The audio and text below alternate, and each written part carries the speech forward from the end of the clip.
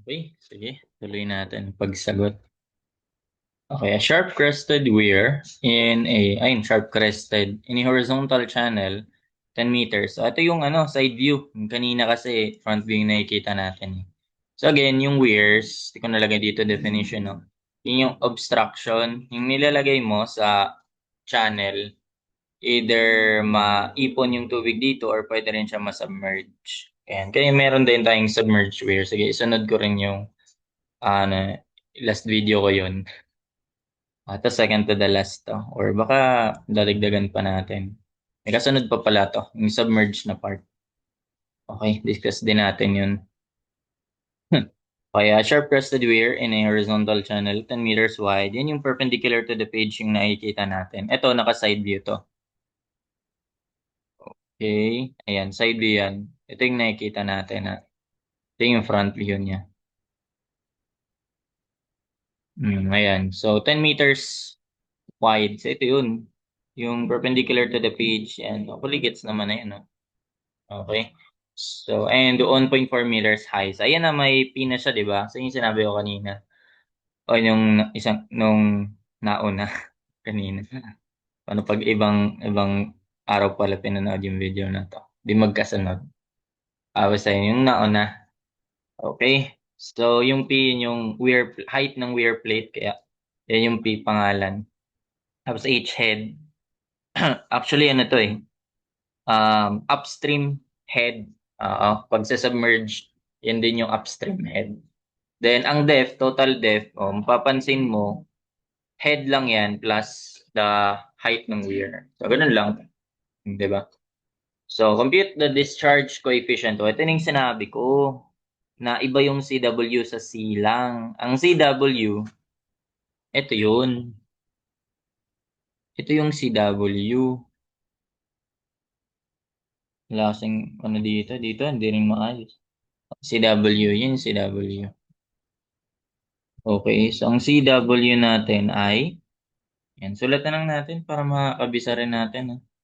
CW, gagawin niyo yan ng mnemonics, 0.611 plus 0.075. Kayo na bahala sa mnemonics niyan. H, 0.075 H over P. Ayan. So, ano sagot yan? Yan yung discharge coefficient. Yan yung for sharp-crested. Nilagay ko dyan. Ibig sabihin yun na lang yung formula. Formula based na lang yan eh. 0.611 plus 0.075 H. Lagay ko sa A ulit. Over P. Height. B na nga lang. Giisip pa talaga ng iba, no? A. Ang head ng Ah, sulat ko nga dito. 10 meters wide. So, yun yung length. Okay, 10 meters. Tapos, ang high, 1.4 meters. Again, P pa lang yan, 1.4 meters. So, para makuha mo yung head, ayan, upstream. If the upstream depth is 3 meters, so ibig sabihin, ayan, 3 meters upstream depth. O, ibawas mo yung 1.4 para makuha mo yung head. Ayan, 1.6. Kaya ko na lang to sa taas. Ayan, LP, DI, 3 meters, and then basically ang HI, D minus P. So that's 3 minus 1.4, that's 1.6. Ayan, direct sum. Ano yung A natin? Ito yung head natin, di ba? Ayun, 1.6. Ang B, yan yung height ng weir, 1.4. Ayan, 0.697. 0.697. Ito walang choices, besa kasi. Wala kasing choices yun eh. Yung sa gili, meron. Pero, sa CRF. Pero kapag sa fluid mechanics na book, wala rin. Compute the value of the wear factor. Ayan na yun. Yung wear factor, wala. Bakit dito nilagay? Pang discharge na yun ah. Ang wear factor na yan yung nabanggit ko rin nung nauna. So, ito yun, 2/3 ng CW square root ng 2G. So, yun lang yun, 2/3 ng wear coefficient square root ng 2G. Ayan, dali lang ng kabisaduhin, di ba? 2/3 ng wear coefficient ng square root ng 2G. At store ko na to sa C, ang wear coefficient. 2/3. Uy, acto ABC. No? Times C. Okay lang ba yan? Times square root ng 2G. 9.81. 2.057. 2.057. Siyempre, walang mga unit yan. And for the discharge ng sharp crested, yan na yun. Ito na yung mga gamit mo. CL H raised to 3 halves. Kasi hindi mo siya ginamitan ng ng Francis kasi may pangkuha siya ng weir coefficient, 'di ba? CH huh? Tama pala. CL pala. CL muna, tas H raised to 3 halves. Hirap na magsulat Ayan. So, may C ka na, times mo na lang L, times mo na lang sa H raised to 3 halves. So, may C ka na, times L, lagay ko na lang sa X, times H. Nasa B yun, di ba? Ay, A pala. A raised to 3 halves. Lagyan ko nga yun ng Type muna natin. Ang X length ay 10. Di naman sinabing contracted, di ba? Suppressed yan. Yun naman. Yun naman yung default. Nakasuppressed din siya.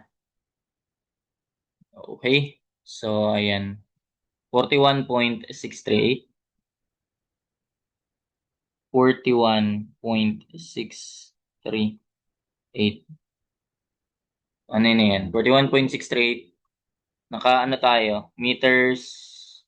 Naka-meters naman tayo lahat, di ba? So, cubic meters per second yan. Cubic meters per second. Tama? No need na yun i-convert to liters kasi parang malaki na rin naman siya yun. 41.638. Check ko nga sa sa program kong ginawa.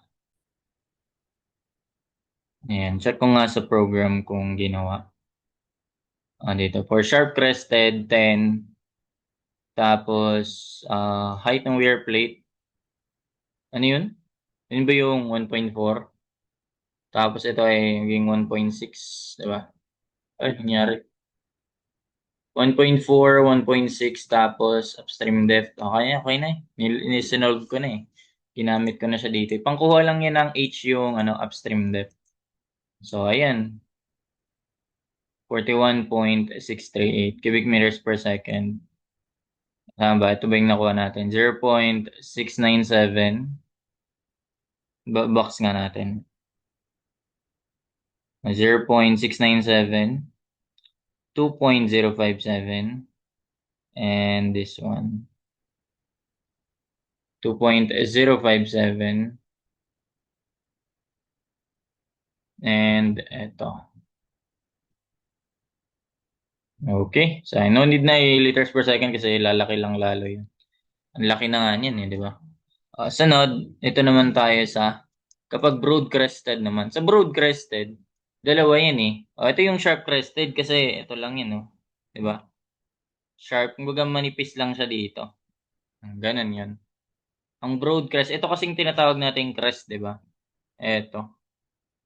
Ayan. Yung top, yung pinaka-top ng wear plate, crest yun, di ba? Ang broad crested, ganito yan. Broad siya, lawak. Dalawa rin yan, either rounded or katulad nito na square or sharp. Meron din nun, may another formula din yun. Ayan.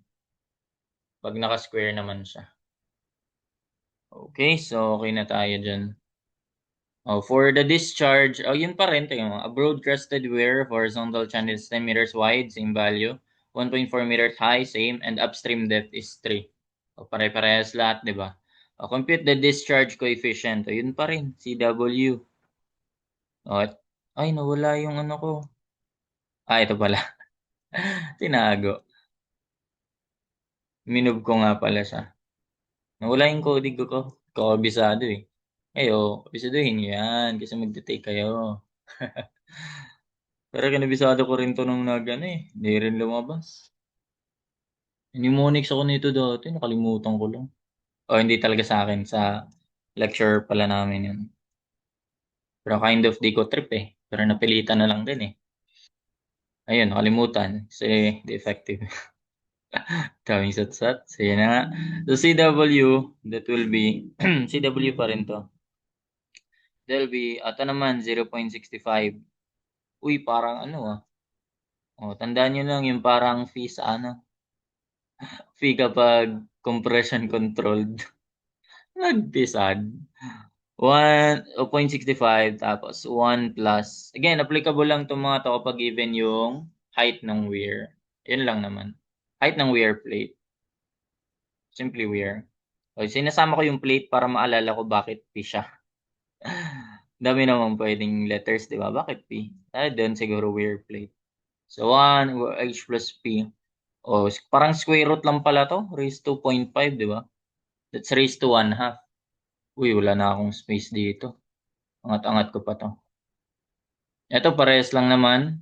Duplicate ko na lang. Ay, di ko makopya. Yun. Kopyahin ko na lang. Pare-parehas lang naman sila. Ayan. Okay. So, yan, direct sub. Direct sub na lang talaga yan. 0.65 divided by, o square root mo na lang yan. Turo ko na lang ito kung paano siya i-type effectively sa ano, Caltech. So, A over P. Ano ba yun? H ko yun, di ba? H over B. Above, below. Oh, pwede. A for above, di ba? H over P din naman dito. A above, B below. O, ganun. So that will be A natin, yun pa rin. H 1.6, B below, yung height ng weir 1.4. So 0.444. Ano to error? 0.444. Okay. Explanation ng joke. Gets yun na yun. C, that will be 2/3 times C, weir coefficient times square root ng 2G. Ganyan. Siya may derivation pa nga na ito. Galing talaga to sa ano, integral eh. Pero di na practical, yan na yun. Kasi di familiarize nyo na lang yung formula na yan. Lagay ko to sa C. So it'll be 2/3 times C times square root ng 2G. Tuloy-tuloy lang, di ba? 2/3 C square root ng 2G. 9 point, ba't 9.10? 9.81. Tama? 2/3 C square root ng 2G. 1.311. 1.311. And then discharge. Nauna talaga to. So that'll be C times L H raised to 3 halves. Ayan, familiarize niya rin naman yan. May C na tayo. Yung C, yun yung, ito, rekta mo na yan. Answer times L. Di ba nasa X yun? O H, height ng ano, di ba A yun? Bakit nga ba? Isipin nga natin bakit. Height ng, nasa above siya, nasa taas.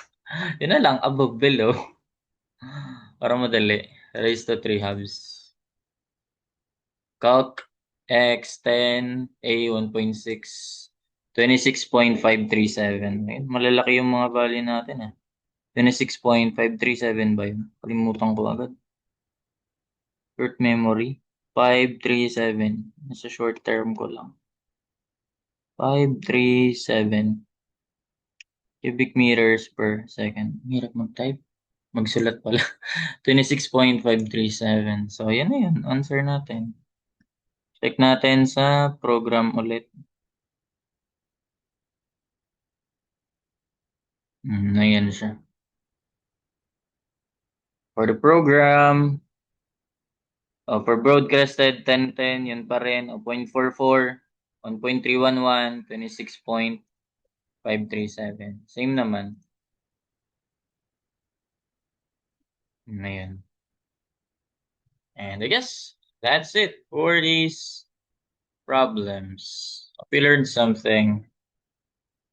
Kabisado nyo lang talaga yung mga formula. Thank you.